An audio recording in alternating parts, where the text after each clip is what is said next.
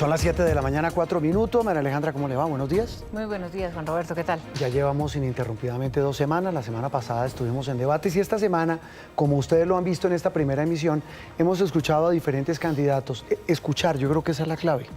Pues hemos escuchado a quienes no van a las consultas del próximo 8 de marzo y van a la primera vuelta directamente el 31 de mayo en esa segunda cita electoral, pero la primera en términos de la presidencia de la República. Han estado aquí durante toda esta semana esos candidatos y hoy tenemos a Iván Cepeda, el candidato del Pacto Histórico, que viene además después de un proceso interno, de una consulta abierta que se realizó en octubre del 2025. Y me deja una cuña. Claro.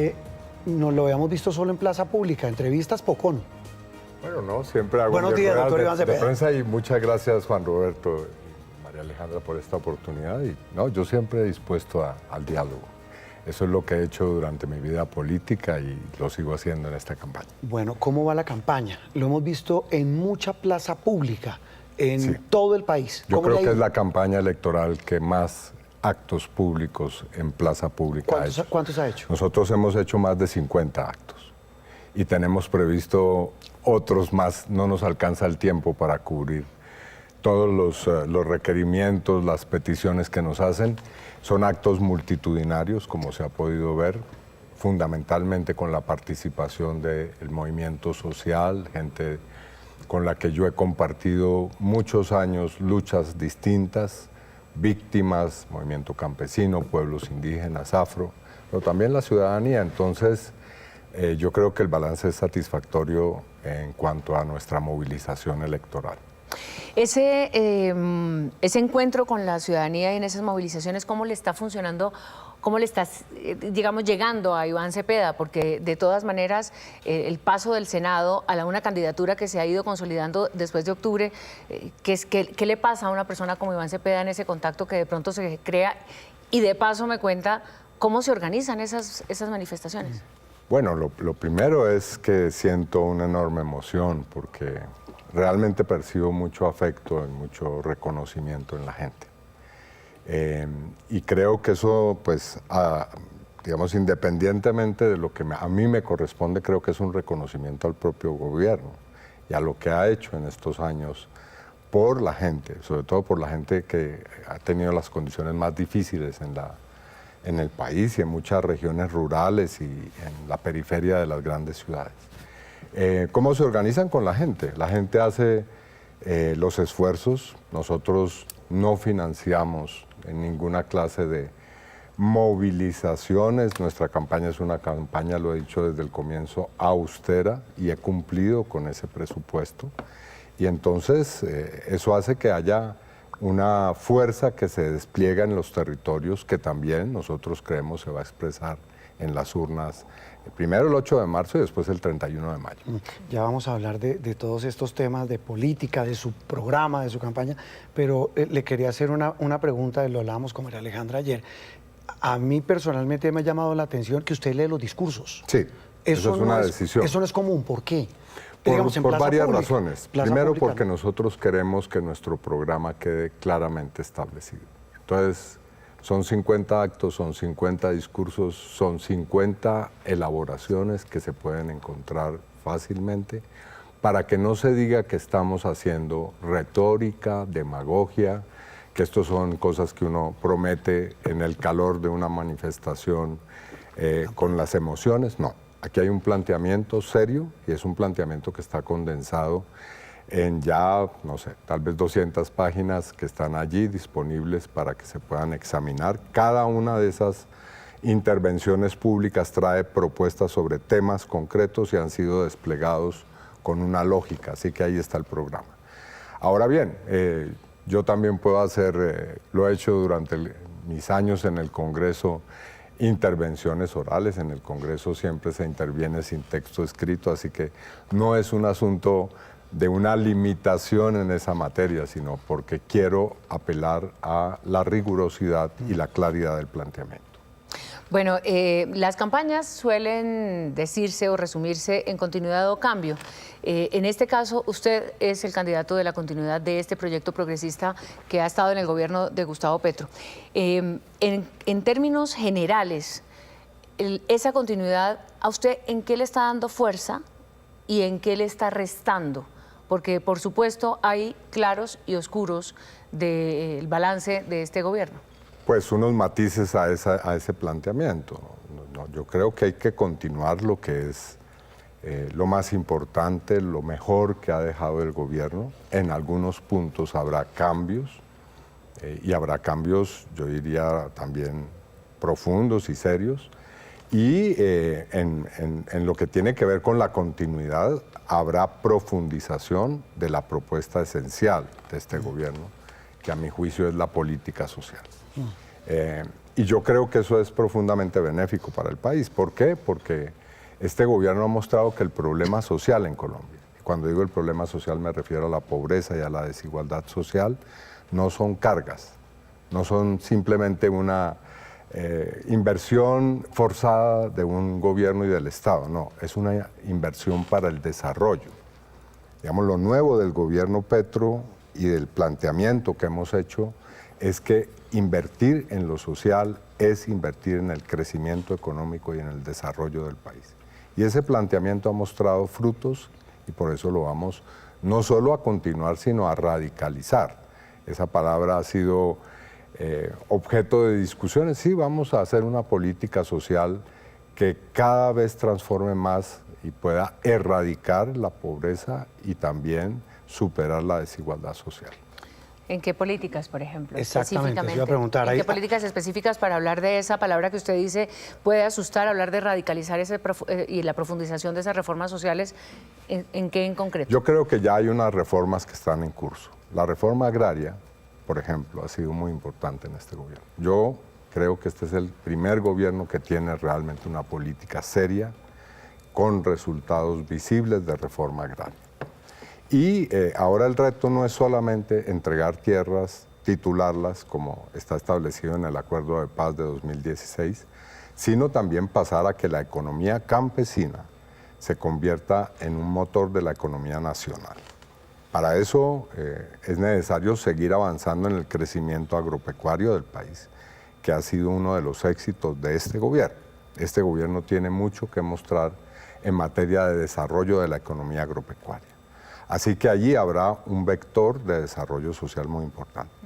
Vamos a seguir avanzando en la reforma laboral, en la reforma pensional, por supuesto. Hay que avanzar en la reforma a la salud.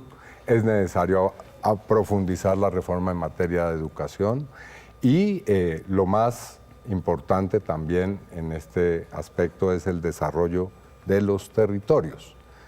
No hemos podido en unas cuantas zonas del país generar un proceso de transformación territorial. Yo creo que esa es la razón, no solamente del atraso de muchos territorios, sino también el problema de la violencia. Creo que ese es en Cauca, en Catatumbo, en sur de Bolívar, para mencionar 3 sitios, ese es el problema esencial. Doctor Iván, usted dice, volviendo con la inquietud de María Alejandra, de que algunos se pueden asustar con la palabra radicalizar esas reformas sociales que el país requiere y reclama y necesita. Esa radicalización de la que usted habla, esa profundización de esas reformas, ¿qué tanto tocan el actual modelo económico que tiene el país? Y se lo pregunto porque es la misma inquietud que a usted le han planteado, entiendo, usted me corregirá, gremios económicos, voceros empresariales, sí, con los que usted se ha reunido muy intenso y le han dicho, oiga, ¿qué va a cambiar usted del modelo?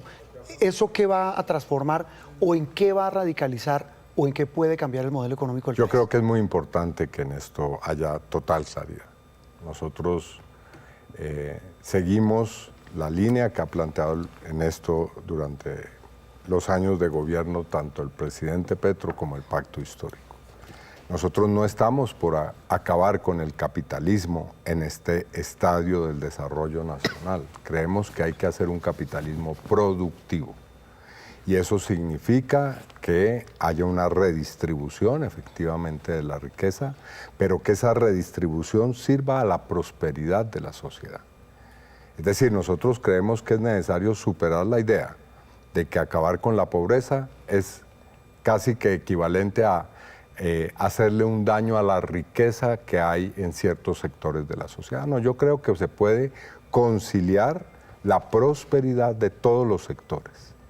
Y para eso hay todos los recursos, toda la potencialidad de un país como Colombia. Colombia no es un país que tenga problemas como otros en materia de una riqueza natural, de una biodiversidad, de una geografía, de unas capacidades humanas también que le permitan convertirse en lo que hemos querido nosotros, una potencia mundial agroalimentaria. Ese es el planteamiento.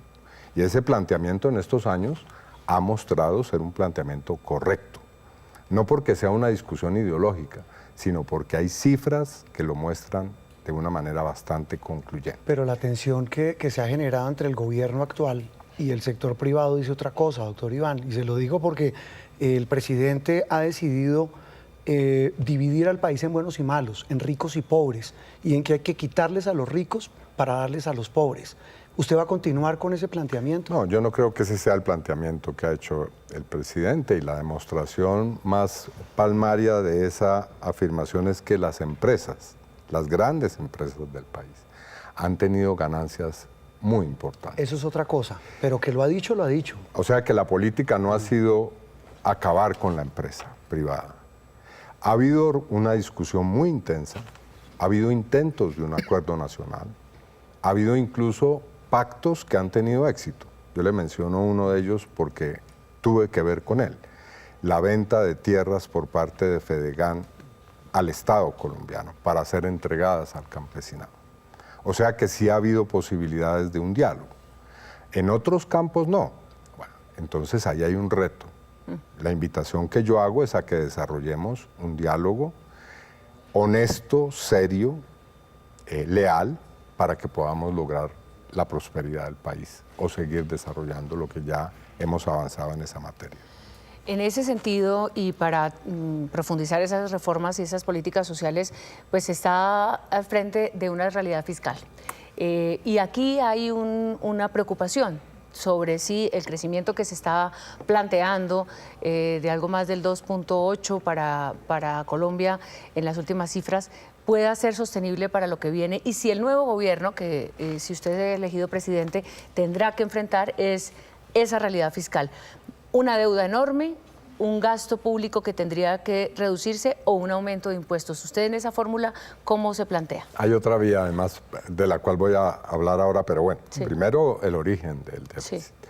Aquí hay una responsabilidad del gobierno, por supuesto, pero hay una responsabilidad acumulada, y eso me parece importante decirlo. Pero bueno, es el problema y vamos a tener que abocarlo. Por supuesto, es un problema muy serio. Existen fórmulas. Yo tengo una que creo que es importante desarrollar con todo la energía y el entusiasmo, y es la lucha contra la corrupción y el despilfarro en el Estado. Usted habla de una macrocorrupción y de tener un abordaje desde lo macro y no necesariamente... Sí, bueno, en fin, yo lo que creo, y en eso me distancio un poco de colegas candidatos y candidatas que he visto en estos espacios mediáticos, es que no basta con un discurso genérico contra la corrupción y la indignación que a todos nos produce y la condena, en fin, toda esa demagogia que hemos escuchado en muchos planteamientos. Aquí es necesaria una política muy seria y estructurada, y en mi caso tiene 3 nuevos énfasis. Lo primero es que no es una lucha contra la corrupción menor, vamos a hacer una lucha de sistema contra la corrupción. ¿Y eso qué significa? Vamos a tomar los casos, los macro casos de corrupción. Y eso no simplemente para hacer de eso una crónica, vamos a ir por los responsables de esos hechos, a través de mecanismos de investigación que no se han aplicado. Es decir, a la macrocorrupción no se le puede aplicar el tipo penal o de investigación penal que se hace con pequeños casos o casos individuales de corrupción. Hay que hacer investigación criminal de sistema. Pero en segundo lugar, vamos a ir caso por caso. No se trata simplemente de hacer una lucha genérica. Obviamente hay que tener mecanismos preventivos y un sistema que prevenga la corrupción, pero vamos a tomar casos particulares. Y aquí, por ejemplo, menciono el siguiente. ¿Cómo es posible que los territorios del país que tienen mayor cantidad de recursos por regalías sean los más pobres. ¿Quién explica eso? Hace unos días estuve hablando con alguien que me decía, si aquí los recursos de las regalías se hubieran invertido, las calles estarían adoquinadas con lingotes de 18 quilates de oro. Ah, no. Y es un pueblo que no tiene agua potable, o una población que no tiene agua potable. ¿Dónde era eso? ¿En La Guajira? ¿Dónde quedaba eso? Es en Cesar, en este caso. Entonces, ¿cómo es posible que se hayan robado de esa forma, o por lo menos en una gran proporción desviado los recursos de las regalías? En el 90 teníamos como ejemplo Arauca, que eran los grandes... La piscina de olas. ¿Se acuerdan? Los grandes elefantes blancos de obras que quedaban allí. Entonces vamos caso por caso. Y el tercero es que no va a ser una lucha solitaria del gobierno. Yo voy a invitar a la ciudadanía a que hagamos, digamos, un frente común contra la corrupción. Este es un tema que pasa en la ciudadanía. Una rebelión de la ciudadanía. Pero un tema cultural de la ciudadanía, es decir, sí, claro, que no participe tampoco, en este caso de las elecciones, pero no lo quiero desviar de su idea, pero tiene que ver mucho, por ejemplo, con la compra de votos, etcétera. O sea, la corrupción pareciera que además de los sistemas que han permitido quedarse y apropiarse con recursos públicos, tienen que ver con la manera en la que los colombianos también hemos aceptado el transcurrir, digamos, de esa corrupción. Eso es lo que nosotros en nuestro programa hemos llamado la postración moral, que debe ser objeto de una revolución ética en el país. Es decir, es un problema de conciencia y de cultura y de educación. Y también pasa por otra cosa. Usted decía, mire, a cosas que ha hecho el actual gobierno, lo anoté aquí, hay que hacer cambios profundos y serios. ¿Eso implica este tema de la corrupción? Se lo pregunto por los escándalos espantosos de la Unidad de Gestión de Riesgo, ministros presos, el FOMAG. Yo en un discurso dije que los Olmedos no serían tolerados. ¿Cómo hace usted para que no entren Olmedos a su gobierno? No, yo no, es decir, no voy a hacer demagogia, precisamente porque he dicho que no hay que plantearle la pregunta al revés. ¿Cómo no? ¿Cómo va a hacer en este plan de macro contra la macrocorrupción? ¿Qué mecanismos va a establecer? ¿Qué alarmas va a establecer para que no entren Olmedos? Y aquí no le vamos a meter ideología, porque hay gente del proyecto político del presidente Petro que terminó untada hasta las narices. Ha ocurrido y evidentemente el presidente lo ha reconocido y ha sido en eso absolutamente claro y drástico. Pero evidentemente el problema de la corrupción en Colombia es que es un sistema. Es decir, no es que hayan casos, no es que se presenten situaciones en las que se desvía la función pública y se convierte esto en un lucro personal. Es que es un sistema al interior. Es una empresa. Es decir, hay instituciones en las cuales se van heredando no las políticas públicas, sino las formas de esquilmar y de saquear el presupuesto. Entonces, no voy a hacer en esto promesas demagógicas. Es muy posible o altamente probable que se presenten casos de corrupción en un gobierno que yo presida. Pero lo que no voy a tolerar es que eso ocurra sin que haya una reacción, una prevención y una acción decidida para que eso sea castigado y reprimido. Ahora, para eso he pensado, y ahí está el planteamiento en un sistema que va a funcionar o debe funcionar para combatir la macrocorrupción, que tiene niveles de prevención, tienen niveles de actuación y tienen niveles de castigo y sanción. Tiene que contar usted con la justicia para esto. Claro. Sí. Y de hecho la justicia tendría que participar también de... La fiscalía en primer lugar. Exacto, de ese sistema.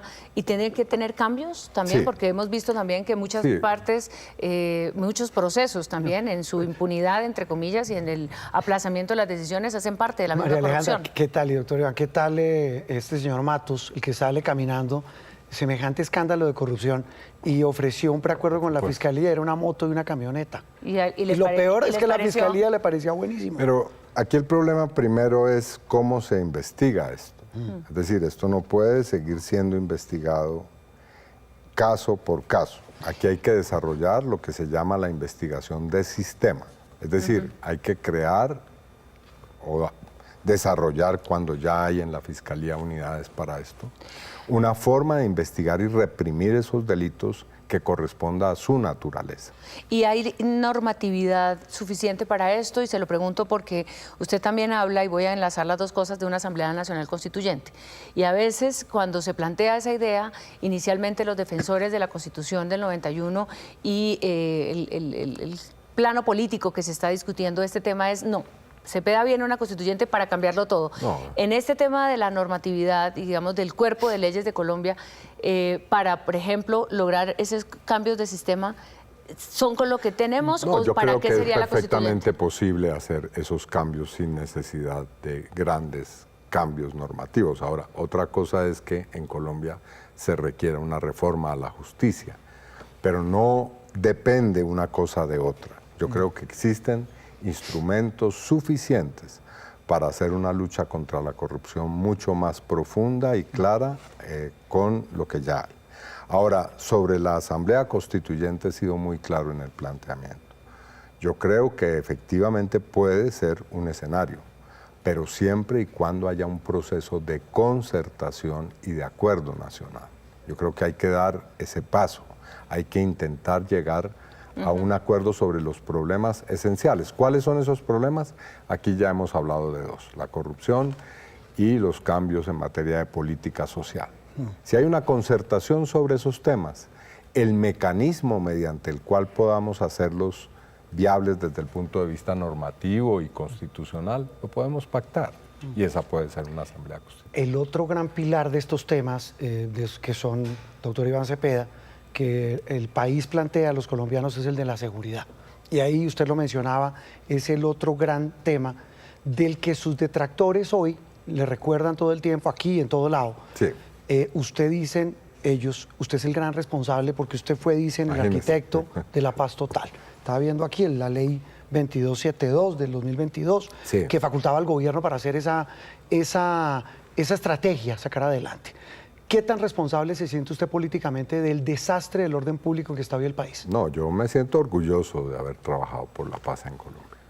Yo he tenido intervención en buena parte de los procesos de paz que se han dado.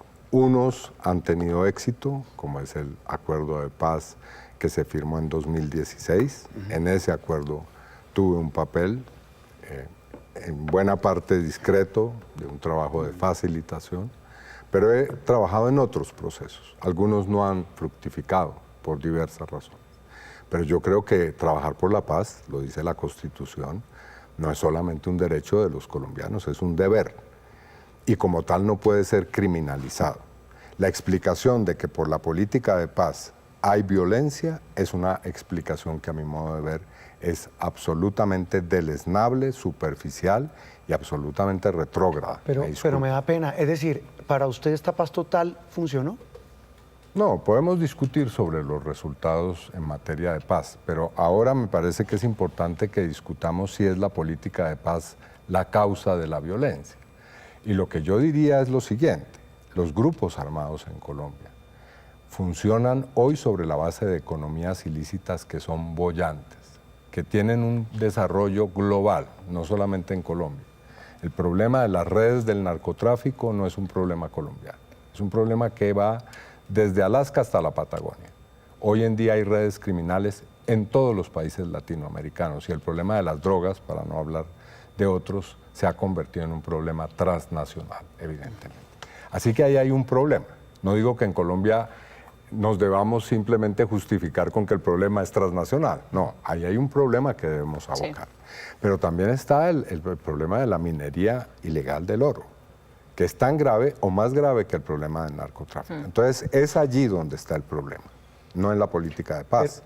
Podemos discutir la política de paz, podemos discutir sus resultados, claro que sí. Y perdóname, lo interrumpo, María Alejandra, para redondear este tema. Es que quienes saben del tema, y no solamente los candidatos presidenciales que lo atacan a usted, sus detractores, sino gente que sabe, dice, mire, esta política de paz del actual gobierno lo que hizo fue facilitarles a estos grupos todos esos fenómenos que usted dice. Estoy de acuerdo con usted. El narcotráfico es transversal, nos atraviesa a todos en este continente. Pero el asunto es que esta política de paz le facilitó mucho la vida a esos grupos. Podemos Dicen los que discutir saben. en qué casos, porque me parece que esas generalizaciones No, pues se los tengo, ayudan. en Catatumbo, Puede Cauca. ser que en algunos casos puntualmente. 23.000 hombres más. Pero yo le voy a decir algo, Juan Roberto. Este gobierno ha incautado 3.000 toneladas de cocaína. Claro, ahora vienen la oposición y nuestros contradictores a decirnos que eso es porque hay más comercio y porque hay más tráfico ilícito. No, pero son 3.000 toneladas. Es una cifra absolutamente inusitada y que ha implicado una labor enorme que hay que reconocerle a las fuerzas militares y de policía. Este es un esfuerzo que incluso ha sido reconocido internacionalmente. Entonces no se puede decir que la política de paz, eso me parece que es una afirmación falaz, ató de manos a la fuerza pública. Este gobierno ha tenido una acción clara, represora de los grupos armados y ha hecho incluso acciones militares que no han hecho otros gobiernos, como la que se ha hecho, por ejemplo, en el Cañón del Micay, un sitio que era un santuario de las organizaciones criminales.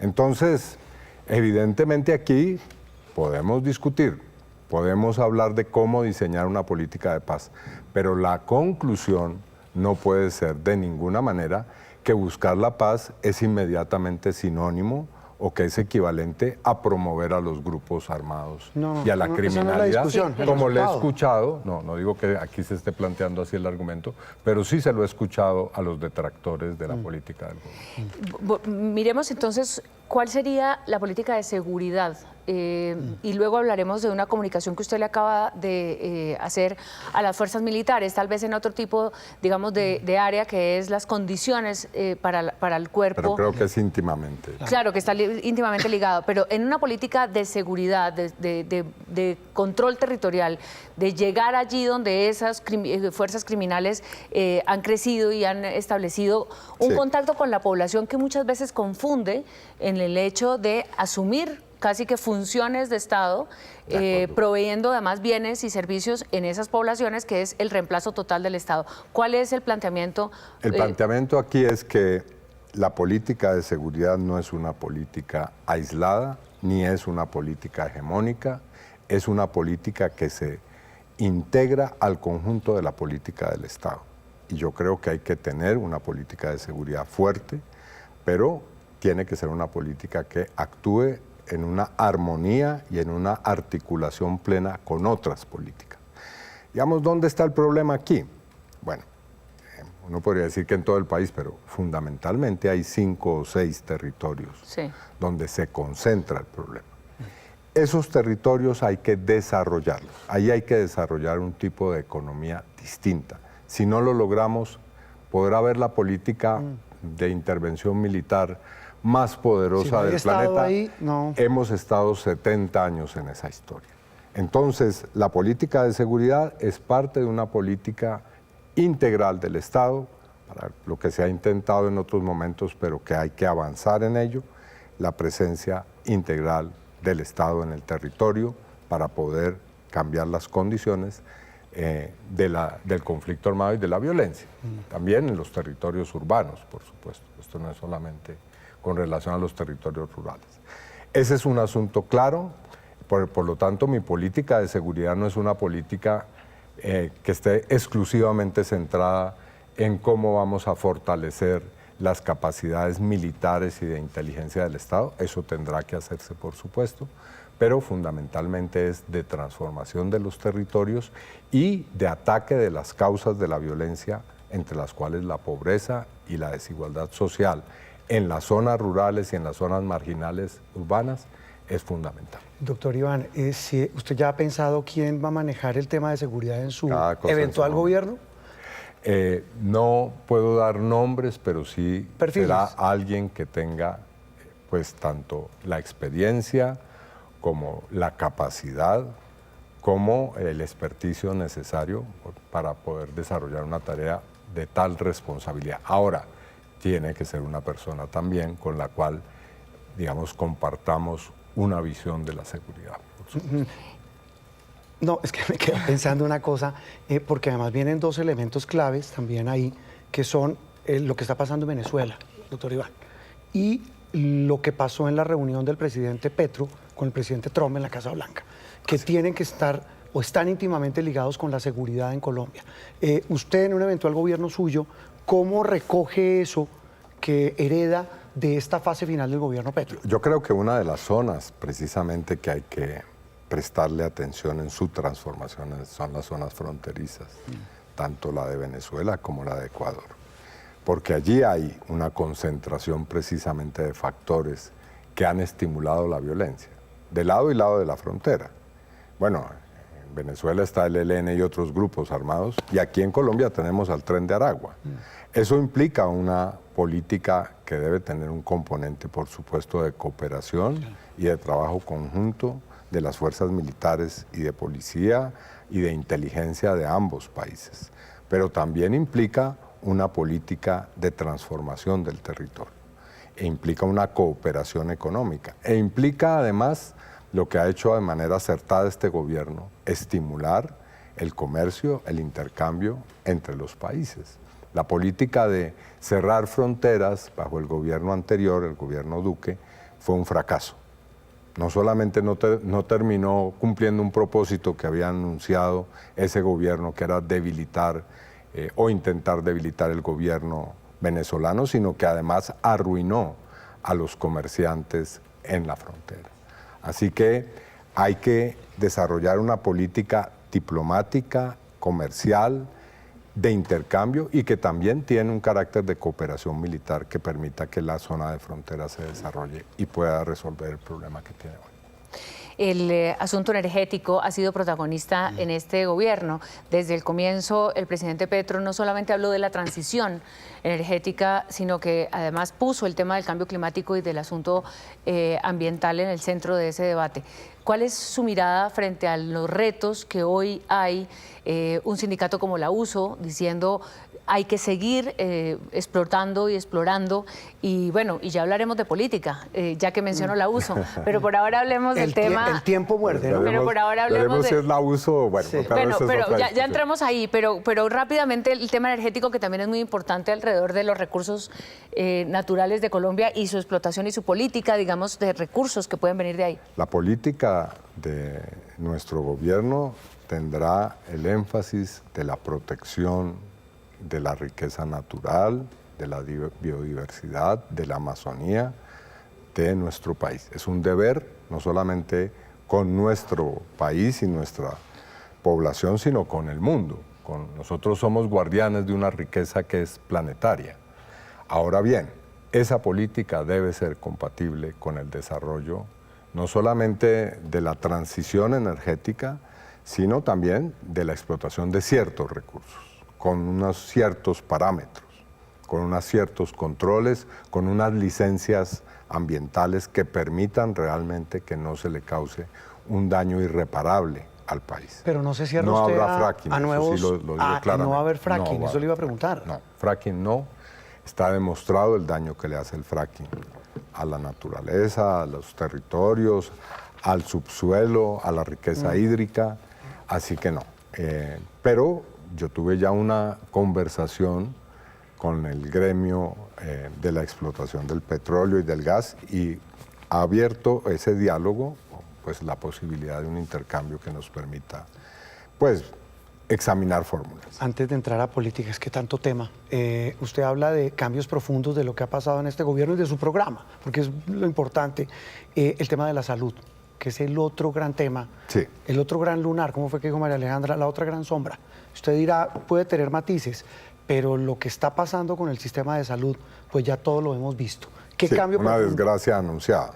¿Qué va a hacer? ¿Qué tiene planteado usted en su propuesta? Nosotros hemos hecho un planteamiento de reforma a la salud. Nosotros creemos que el sistema debe cambiar, el sistema en cuanto a cómo se administran los recursos financieros de la salud. Es necesario crear un sistema que hemos dicho es mixto, en el cual las empresas prestadoras de salud que aún quedan tengan una participación, pero el control está en cabeza efectivamente de un sistema que permita que no se repita la historia. Pero ¿cómo hacen un control con esto? Con este desastre de intervención del Estado. Sí, hay que hacer un tránsito, evidentemente, hay que generar un plan de choque, en eso estoy de acuerdo. pero hay que examinar lo que ha ocurrido. Y lo que ha ocurrido, para no decirlo de manera eufemística, es el mayor, o uno de los mayores robos que ha habido en Colombia. El presidente Petro dijo es que vinieron los que intervinieron, vinieron a hacer business. No, pero absolutamente. Es decir, es el caso de corrupción o uno de los casos de corrupción mayor en Colombia. Claro, es decir, el saqueo de billones de pesos. Es más, yo diría que ese caso merecería una comisión de la verdad. Es decir, si queremos examinar el asunto a fondo, deberíamos crear una comisión que esclarezca cómo fueron esquilmados, objeto de un saqueo absoluto, los dineros de la salud en Colombia. Pero bueno, digamos que ese puede ser un camino que hay que examinar para entender bien de qué estamos hablando. Pero ahora, los millones de pacientes que esperan soluciones no pueden esperar a una comisión de la verdad. Sí, otro diagnóstico, no, sí. Claro. Esa es una, día por día. Esa es una situación que requiere un tratamiento urgente y evidentemente para eso es necesario un plan de choque. Pero también es necesario la reforma y la reforma requiere una concertación, por lo menos el intento de una concertación que yo espero se pueda dar. ¿El plan de choque arrancaría por los medicamentos, que es lo que hoy es el dolor más grande? Evidentemente, la atención, los medicamentos, digamos, ¿qué hacemos en este momento con parte de la red de las instituciones que prestan la salud que está en una situación supremamente grave? La situación de los trabajadores, lo que se llama pues el recurso humano en salud, en fin. Todos esos asuntos deben ser objeto de un tratamiento inmediato, no puede ser una situación diferida. Doctor Iván, ¿qué hace con la nueva EPS? Bueno, esa es una situación que tenemos que examinar evidentemente. Ahí hay problemas. A mí me gustaría, sobre la base de un examen muy claro y un diagnóstico preciso, diagnosticar cuáles van a ser las medidas concretas a tomar ahí. Bueno, hablemos de política, de cómo está surgiendo todo este debate interno en el pacto histórico, en sectores del progresismo que están viendo, por un lado, la campaña hacia el 8 de marzo del Frente por la Vida, de esta consulta que se ha creado, pero por el otro lado, pues esa mirada de vámonos solos a la primera vuelta. Y voy a comenzar por el momento del Consejo Nacional Electoral.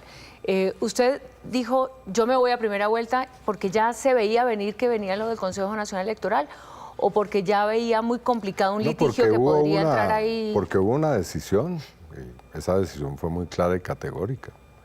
Y porque nosotros no nos hacemos ilusiones con el Consejo Nacional Electoral, que es un organismo totalmente parcializado, bueno, parcializado en su, digamos, composición mayoritaria. Hemos sido víctimas de un tratamiento absolutamente arbitrario de la violación de nuestros derechos políticos. Lo que ocurrió en el Consejo Nacional Electoral es la violación de los derechos políticos de la fuerza mayoritaria hoy en Colombia. Nosotros somos el partido o el movimiento político que tiene mayor influencia en el país. Y se nos fue simplemente arrebatado el derecho de participar en una consulta interpartidista. ¿Por quiénes? Por personas que además estaban prevaricando. No es cierto que nosotros no hayamos interpuesto recursos. Yo he denunciado penalmente a 2 de las personas que tomaron esa decisión, sí, porque están abiertamente o estuvieron abiertamente prevaricando, el señor Prada y el señor Holman Ibáñez. Así que desde ese punto de vista las cosas están claras. Se nos negó el derecho a la participación. En esa circunstancia no tenemos otra salida que ir directamente a primera vuelta, y así lo hemos dicho. Y nuestra consulta es la votación de nuestras listas al Senado y la Cámara, que es la única participación que tendremos el 8 ¿Qué pasa el 8 de marzo a las 6 de la tarde o el 9, si quiere a las 7 de la mañana? Si la consulta de Roy Barreras, pues de este frente, tiene una votación importante. ¿En qué cambia para ustedes en la campaña y digamos en ese sector del país de izquierda y centroizquierda? No, nuestro curso está definido. Nosotros vamos a primera vuelta. Somos una fuerza que tiene una presencia muy importante en el país. Yo he sido hasta ahora el candidato que tiene los mejores registros en las encuestas. Somos una fuerza indiscutible. Ahora, eso no quiere decir que no hagamos un diálogo. Lo venimos haciendo con muchos sectores. Tenemos importantes discusiones y diálogos que van llegando a acuerdos con fuerzas muy diversas, así que vamos a presentar una opción bastante amplia y diversa. Es decir, ¿tendremos Roy Barreras para rato? No, Roy es un político que pues ha tenido, y yo pues he compartido con él mucho en política durante todo este tiempo. Bueno, respeto mucho sus opciones, algunas no las comparto evidentemente, pero como en todo yo opto por los argumentos, por la deliberación y no por los insultos ni por zancadillas en política. Está ya barajando, por supuesto, como todos los candidatos, por la cercanía de la fecha de la inscripción, que es hasta el 13 de marzo, los nombres de vicepresidentes, vicepresidentas. ¿Cómo va eso? Es uno de los secretos mejor guardados de todos los candidatos. Colombiana. Pero me parece interesante, ¿qué concibe usted como esa figura? ¿Es una figura complementaria al candidato? ¿Es una... Si comienzo a dar datos, obviamente ya estaría Vamos llegando Está dando la pista. Venga, doctor Iván, el tiempo nos muerde. Varias preguntas. ¿Va a ir a debates? Sí, claro. Yo debato profesionalmente. Es decir, yo llevo 15 años en el Congreso. He hecho debates, lo digo sin falsas modestias, que han tenido un impacto en el país. Menciono simplemente uno: en septiembre de 2014 hice un debate al expresidente Álvaro Uribe, senador en ese momento, que él rehuyó, hay que decirlo. Así que lo mío no es eludir debates. Lo que sí pido es que haya unas reglas muy claras. Yo no me voy a prestar a insultos, a ese lodazal que se ha vuelto la política. Lo he dicho claramente. Debates con reglas claras, y vamos a debatir sobre argumentos, propuestas y programas, no sobre calumnias, insultos, groserías. No, eso no me interesa. Okay. Hay una perspectiva, digamos, de participación. ¿Usted cree que los colombianos hoy están motivados en este proceso electoral? ¿Usted está viendo que porque no quiero meter el concepto de transición, pero sí pareciera que estamos en un momento después de este primer gobierno de izquierda frente a unas primeras elecciones que han traído, por supuesto, este clima? ¿Usted cree que eso va a motivar a la gente a salir a votar, o que por el contrario de pronto la gente va a tomar distancia de este proceso electoral? Yo lo que he visto en mis recorridos ya extensos por el país es un clima muy favorable y un entusiasmo de participación social, popular, ciudadana en la política. Y eso me alegra constatarlo, por ejemplo, en la juventud, que a pesar del escepticismo que le ha generado la corrupción, tiene hoy una gran expectativa y esperanza. Parte de lo que somos hoy como pacto histórico es que representamos precisamente eso, una nueva conciencia sobre los derechos, sobre reclamarlos y sobre exigirlos si es necesario con la movilización pacífica, pero utilizando los medios para que los derechos de los ciudadanos se respeten. Entonces, desde esa perspectiva sí creo que va a haber una participación importante en un gobierno suyo, doctor Cepeda, eventualmente se divide el país, se fracciona, quedamos en una profunda polarización, ¿o usted cree que sí habrá disposición para tener puentes y que se tejan todos estos puentes para poder tener un escenario de mayor contrario a la imagen que intentan proyectar, y yo creo que pues obviamente con el temor que les genera la posibilidad de un triunfo por la fuerza que tenemos, contrario a la imagen de división y de polarización, yo soy una persona que ha buscado siempre la concertación política. Y he tejido relaciones con personas y con sectores políticos que se ha vaticinado. Era impensable que yo me sentara a discutir y a concertar. Así que no tengo ningún problema. Yo estaré dispuesto, lo he dicho desde el primer día, no de mi posesión, de mi elección, a tejer esos diálogos como lo he venido haciendo ya. ¿Ese diálogo incluiría al expresidente Álvaro Uribe? Pues en determinadas circunstancias, yo lo he dicho siempre, podemos dialogar con él y con el sector que representa. ¿Usted va a respetar? Lo cual no riñe obviamente con nuestros litigios judiciales. Sí, es que ese es el problema, es que aquí usted es contradictor político y contraparte judicial. ¿Confía en el sistema electoral?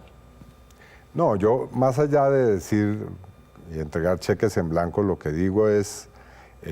obviamente nosotros acatamos las decisiones, respetamos los procedimientos, pero de ninguna manera compartimos que el sistema electoral no requiera un cambio profundo.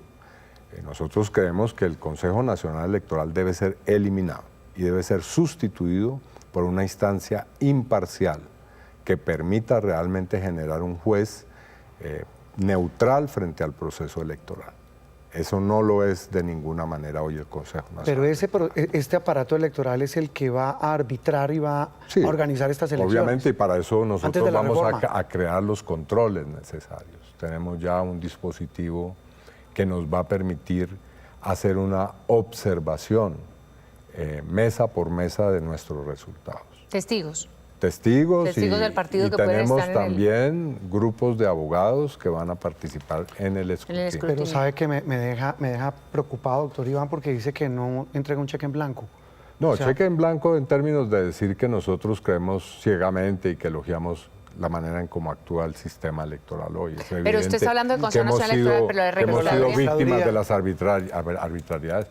Nosotros obviamente respetamos al registrador, a sus decisiones, pero sí le vamos a expresar, como lo hemos venido haciendo, cualquier clase de reparos que tengamos frente a la manera en cómo se realiza el proceso.